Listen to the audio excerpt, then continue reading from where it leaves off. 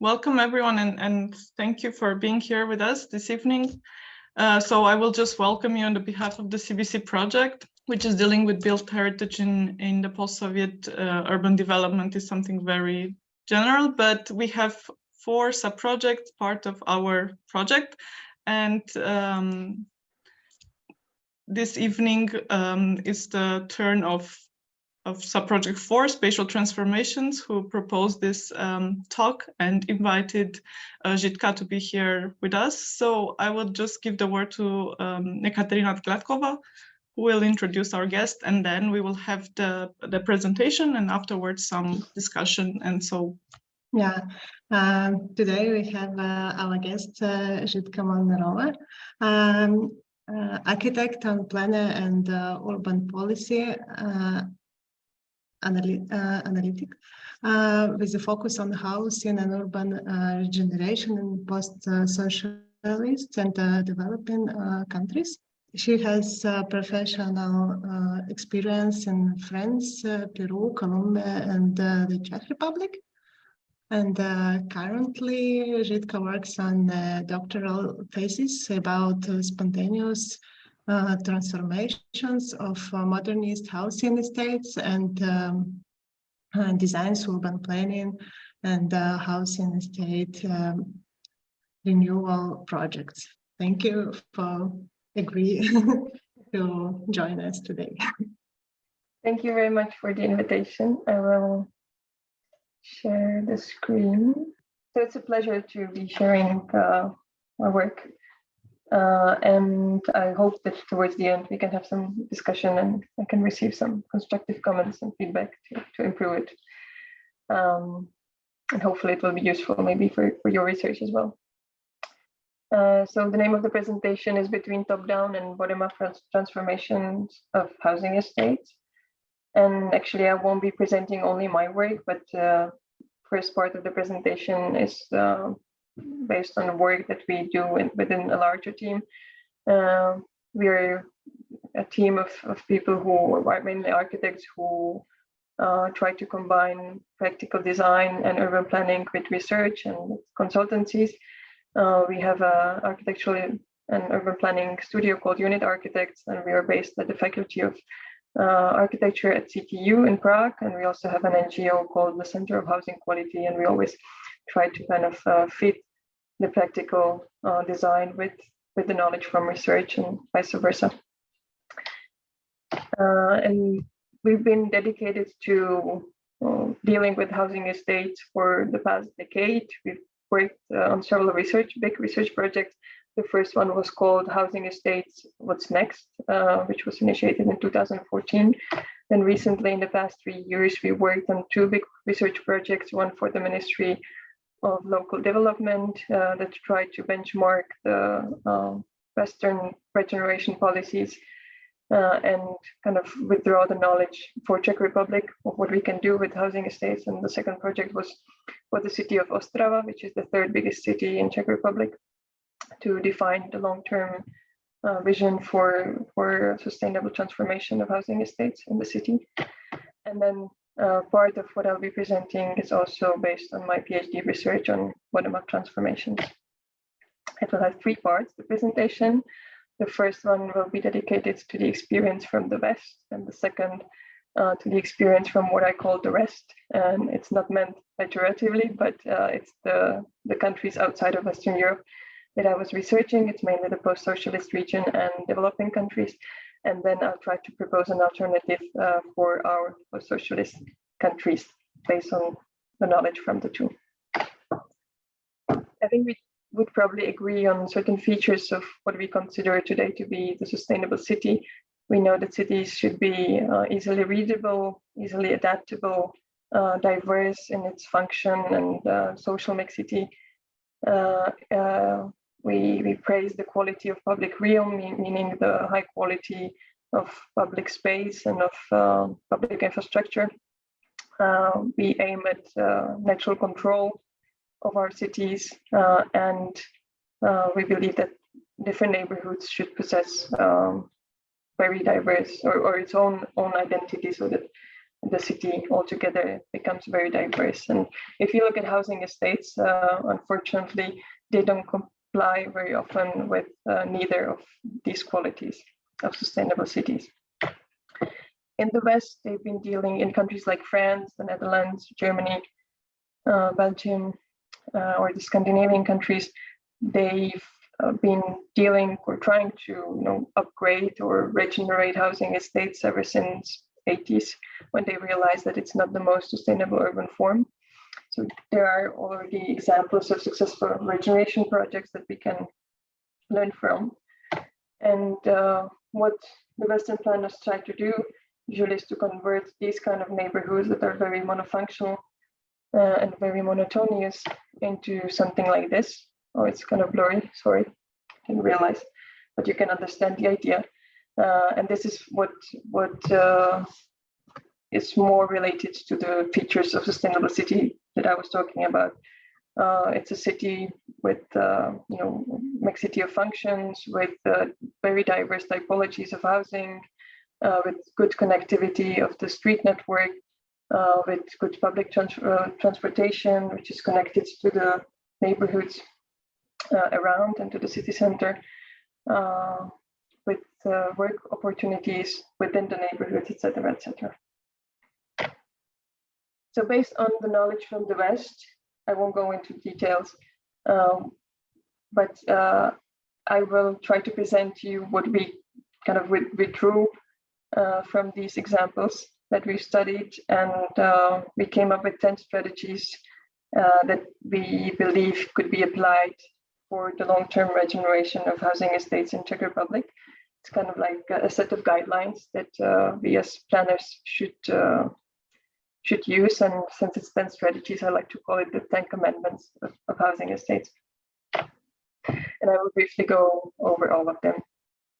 So we all know that housing estates are very typical or very characterized with very large open spaces, vacant open spaces that don't really possess any kind of function. They're not very attractive to spend time in. So one of the first strategies that's very important is to give these places certain character and certain program, and turn these, the land of nobody into places with certain meaning and certain qualities, such as public squares, parks, gardens, sport fields, playgrounds, etc., so that it kind of doesn't stay as the anonymous space, but has or welcomes people to engage in different activities. The second strategy that's very common also in the West is to divide the space, the open space, which is now mainly public and maintained by the municipality, introduce different levels of privacy in the open spaces, meaning to introduce like public, not only public, but semi-public, semi-private and private open spaces in forms of shared gardens, shared courtyards, or front or back gardens, which is typical for the traditional city, but which is something that lacks completely in housing estates. And by doing this, we reduce also the ratio of unbuilt spaces that are maintained by the municipality, which otherwise poses a very huge financial burden for the maintenance on the municipalities. And we can kind of give more responsibility to the people to take care of their natural surroundings. The third strategy is well, I need to put down my image because it's too disturbing. The new development. Again, there are so many open spaces that can be used for new development, and it can be very beneficial for the neighborhood because these spaces can be built up with new types of housing, and this way we can diversify, of course, the offer of housing and achieve more sustainable levels of social mixity. it doesn't have to be used only for new housing, but also for different functions, for administration, to get more job opportunities into the neighborhood or for public amenities. But the strategy should be to designate or to decide which parts of the vacant land should be used for new development. Then a very common strategy is to adapt the current buildings and change their overall appearance. There are these two examples from Germany, one from Leinefelde, this one where the architect decided to demolish certain sections of the house, of the building, and turn the slab into completely different typology of villa houses, and which changes completely the feeling from the neighborhood. And the second example is from Dresden, from Gorbitz, where again the architects use the extensions or added extensions to the facade to enlarge the apartments, and use also new loggias and new balconies to amplify the space of the apartments, which again is very useful since the quality of living is rising, and we need more and more space in the apartments, and usually the flats in housing estates are too small for nowadays needs. So building adaptations is definitely a useful strategy. Then again, to make the neighborhood more diverse, we can build new public amenities either in the vacant spaces, or we can transform the current buildings, either the slabs of housing or like old commercial centers or kindergartens, or sometimes like these technical buildings that are no longer used in housing estates. You can turn them into libraries or other community centers, cultural centers, etc. Program that is missing nowadays completely in housing estates. Organization of streets, since part of the idea of modern urbanism was to detach the street from the buildings, from the layout of the buildings. The connectivity of the street network is usually very, very bad in housing estates. So this strategy deals with improving the connectivity and make the transportation or navigation in general in the housing estates more readable and more flexible as well. Then of course parking is a big issue in all housing estates, since the number of cars is rising, and it's probably never, or it's not going to change anytime soon.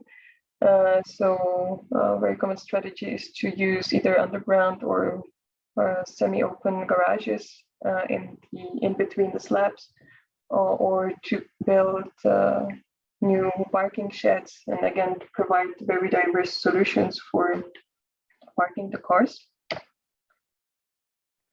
Then climate change is something we should also think about when dealing with the future of housing estates.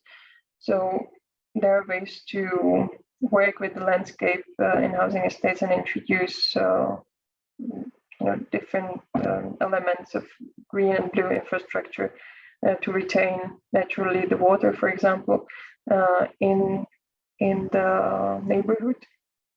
Again, these are examples from Germany, where it's very common. Then organization of technical infrastructure, that's something which is very necessary in Czech Republic, and I'm not sure if this is also something that's happening in the rest of the post-socialist region, but since the land in Czech Republic was all public, was occupied by the state, there was no private ownership during the communism. Then nobody was really worried where the network of technical infrastructure would go. So you can see in this picture on the left that all the network is going kind of ad hoc through the neighborhood, and it doesn't really have any logical organization. So we believe that it should really follow, it should, very much do what the technical infrastructure does in traditional cities, to follow the network of the streets and to be grouped in corridors, which allow for more sustainable and more feasible long-term maintenance as well. And then the last but not least, it's clear urban structure, meaning defining what's public and what's private, what should be not touched by a new development, and what are the spaces that can be either privatized or taken care of by housing associations or other actors involved in the neighborhood. And this is something that allows for higher levels of readability of the space of housing estates. And it's also crucial for dividing the responsibilities in the maintenance and in overall management of the neighborhood. So when we group all these layers together, we can get a beautiful master plan. This is an example of a pilot project, one of the pilot projects we worked on in the city of Ostrava. And we'd be very happy if this was possible to implement, but and if it turned into one of these beautiful projects that we know from Western countries. But the sad truth is that we don't have the same budgets as, for example, France does, nor do we have the same institutional capacity as many other countries in the West have. So my question is whether we can replicate these strategies in countries with smaller budgets and weaker institutional capacity. And if not, then what's the alternative for us? And this is where the experience from the rest comes in. So over the past decade, since I've been interested in researching housing estates, I've had the opportunity to travel quite a lot around the world, and I've visited many housing estates in different countries.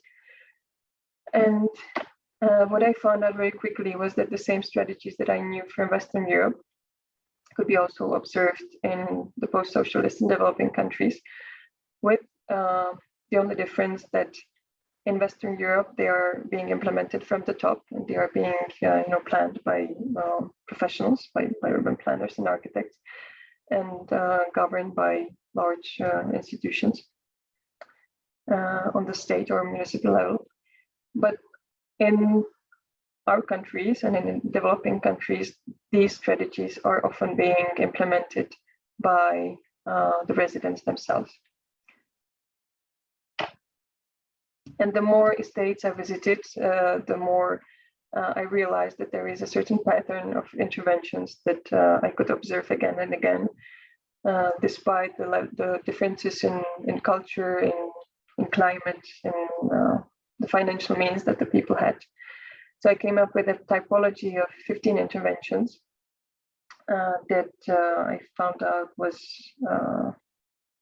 the typical interventions that were transforming housing estates in our countries and in developing countries. So again, briefly, I will go over them, and I'm sure you will be familiar with most of them. And what I would like you to do is also to remember the strategies that I was talking about before, because many times they are linked together. So I was talking about new development before, and in many of the examples that I researched in the other countries, I could see that new buildings are happening as well. Either there are buildings, like housing. People build like detached houses, and many of the examples that I visited, or they build new buildings for offices or for shops. Front gardens is a very common strategy. People simply appropriate the space in front of the building, and they turn it into either private or semi-private front garden, which changes the interface. Then back gardens, the same strategy, but in the back of the building. People who live in the first floor appropriate the space behind the building and turn it into their private gardens. Those who are not lucky to live in the first floor, then sometimes they get together and they occupy the land in between the buildings and turn it into shared gardens or shared courtyards. Very often people put furniture or playground elements into the public space and try naturally try to activate it and give it some identity and some meaning of their own.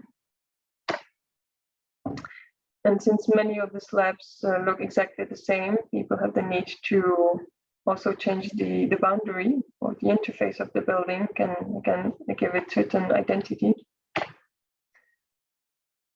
People who live again in the first floor sometimes make new openings to the apartments, or enlarge the window and turn it into doors, and introduce new individual entrances, which gives them, of course, more privacy.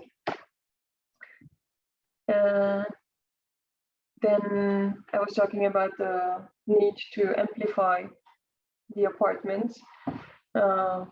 That's a need that's not only common in Germany or France, but also people in the rest of the world have the need to have more rooms or more area in their flats. So again, people use ground floor extensions to amplify the apartments on the ground floor. The same happens even in the upper floors. People use rooftops, or sometimes they find creative solutions to amplify the apartments even in the middle of the building. Turning balconies into loggias or creating new balconies or adding new balconies is also a very common strategy. An active ground floor, I'm sure you've seen that all over the housing estates that you know. Whenever there is a busy street, usually the first floor apartments are turned into businesses or like retail space, cafes, shops, offices. And again, it changes completely the interface of the building. Then I was talking about parking. Again, people have the need to have more space for parking, so they either build new open space parking or parking sheds, or sometimes even private garages. So if you look at the frequency of interventions, we see that there are some strategies that are more common than others. Active ground floor is the leader. That's something I found in almost all of the 25 housing estates that I visited. Then new buildings, new development, or front gardens, back gardens, it's also something that's very, very usual. Just to give you an idea of what people can do on this example, this is a housing estate in Lima that when it was built, it looked like this. It was built in the mid-40s, it's very old. And over the span of the years, it was transformed by the people in this way. If you look at some comparison, for example, the built-up area has risen from 12% to 19%. The unbuilt area, therefore, has dropped. And the hierarchization of privacy that I talked about before also has changed. You can see that before there were no private open spaces. Now there is about 7% of the whole area is used as open private gardens or yards. So there is a substantial change in the neighborhood done by the residents themselves with no governmental support whatsoever. Now the alternative. I think we could also agree that cities have always been shaped by planned and unplanned interventions, and oftentimes they overlap each other and they complement each other. So it's a fact that our cities have always been shaped by bottom-up interventions in a certain way. The architect Nabil Hamdi, in his book Housing Without Houses, divided architects into two groups. I found that very useful.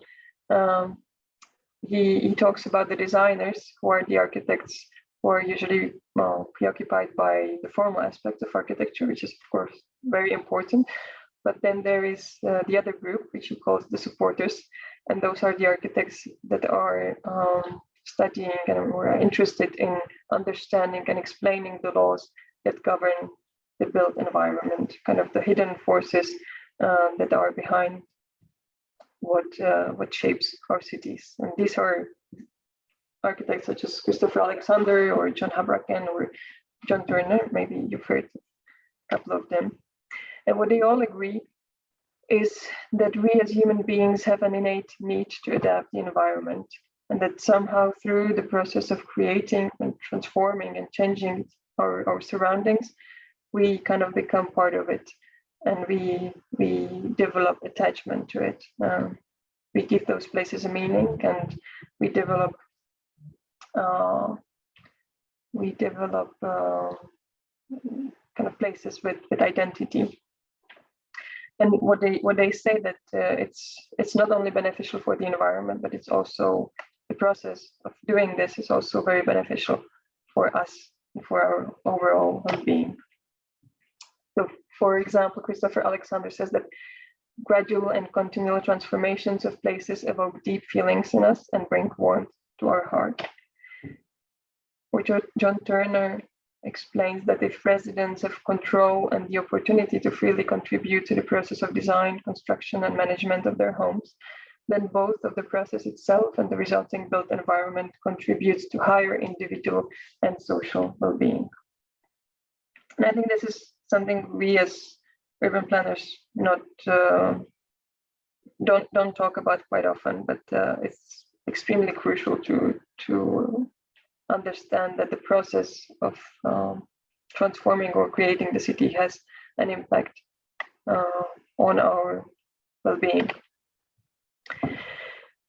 John Habraken, one of the supporters, has dedicated most of his time to a theory that revolves around the distribution of control in the built environment.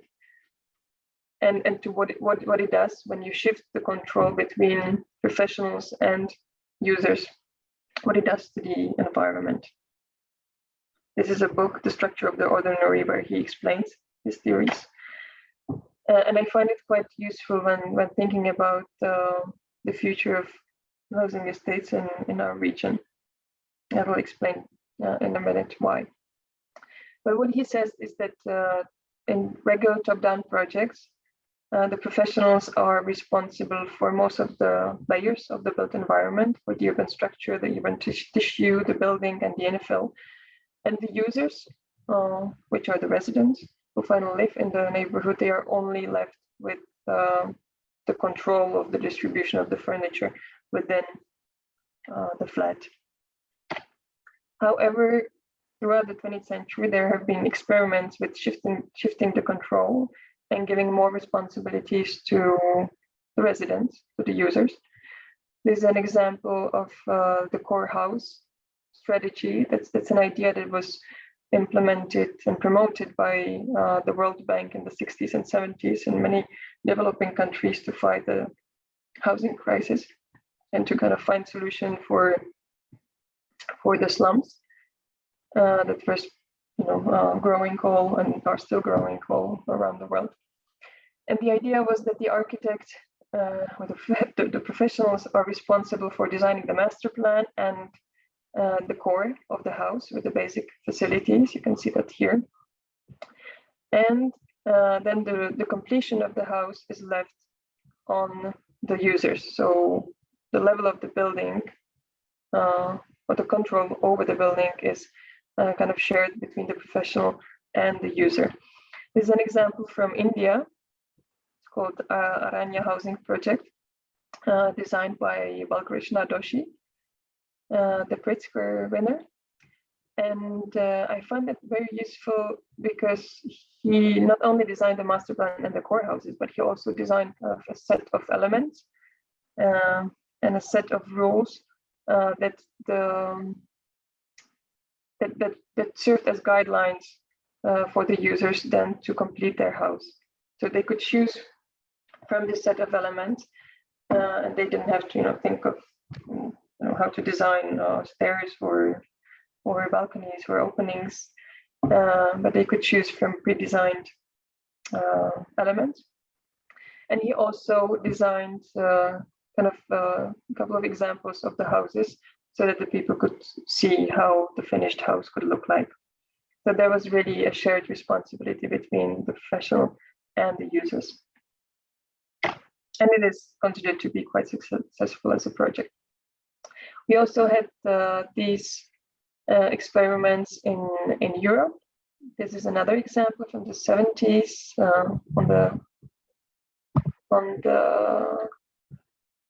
on this picture, and this is something that's directly designed on the ideas of John Habraken, where the responsibility over the infill was shifted and given to the users. So the architects defined the supporting structure of the buildings, but then the residents could decide on the form, the shapes, and the colors of the openings, for example, and on the distribution of the walls in between in the flat. So there are examples also in the developed world that this is possible. But going back to the housing estates and what we can learn from all these strategies or all these examples, we've seen that the top-down projects in the West, or the Western projects that are designed and implemented from the top, are very ordered and can achieve very high quality, but they become very inefficient in terms of management and time, and they are very costly. On the other hand, the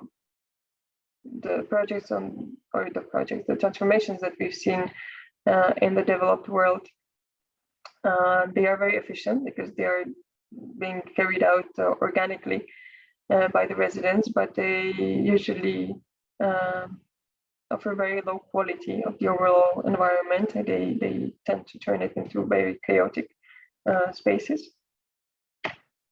This is an example also from Czech Republic. We have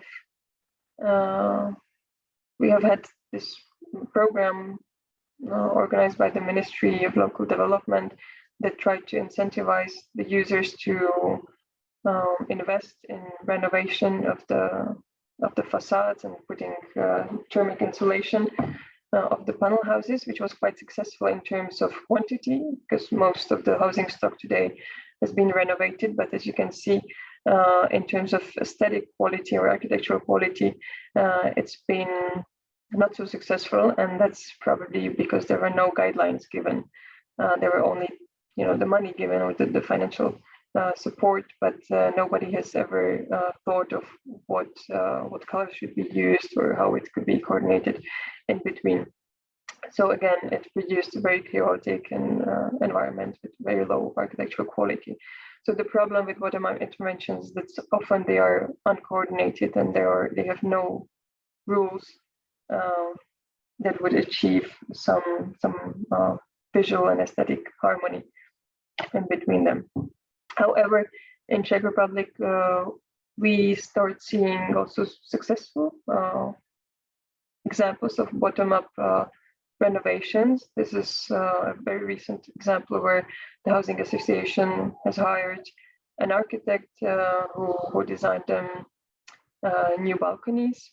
I think it's quite architecturally well managed. There's an example from Slovakia, again, where a developer bought the entire house and turned one of the slabs into contemporary looking architecture. But we also have some good top-down examples where the municipality invests in the revitalization of public spaces.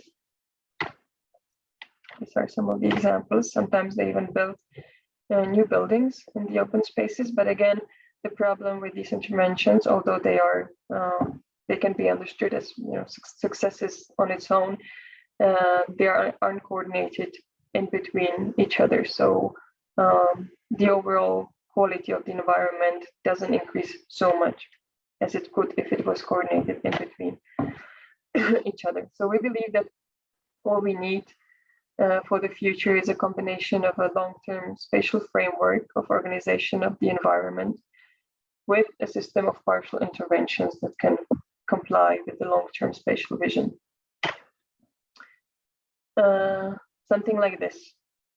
We need to define the spatial framework for the rest of the interventions to happen. So we need to define the clear urban structure, and once we have that, we can start layering and adding, more complexity to the neighborhoods, and over long span of time, we can by singular interventions kind of start fulfilling the long-term vision. But not everything has to be done by the municipality. We've seen that there are interventions that can be done by the residents themselves. For example, the hierarchization of space through front or back gardens or shared gardens can be carried out by the residents. New development can also be done by private investors. Doesn't need to be financed or implemented by the municipalities. We've seen that people are able to coordinate even in between themselves within a housing association and come up with nice ways to adapt and renovate the buildings. And also people are able to build their parking solutions. So I believe that the alternative for our countries might be in shifting the control from the professionals and giving more responsibilities to the users, and try to combine the top-down with the bottom-up. So to sum up, I believe that there are, of course, still responsibilities that need to be taken care of by the top structures, by the government, because that's something that people cannot do. We need the municipalities to define long-term vision and create a master plan, to define key public projects that should be financed and implemented by the top structures, by the government. We need to define rules for private investments and also rules for the users' initiatives. And once we have that, I believe that we can encourage through that the bottom-up interventions and to achieve higher levels of coordination in between them. I believe that combining the top-down and bottom-up approach can bring more order and quality to our housing estates, as well as efficiency and well-being.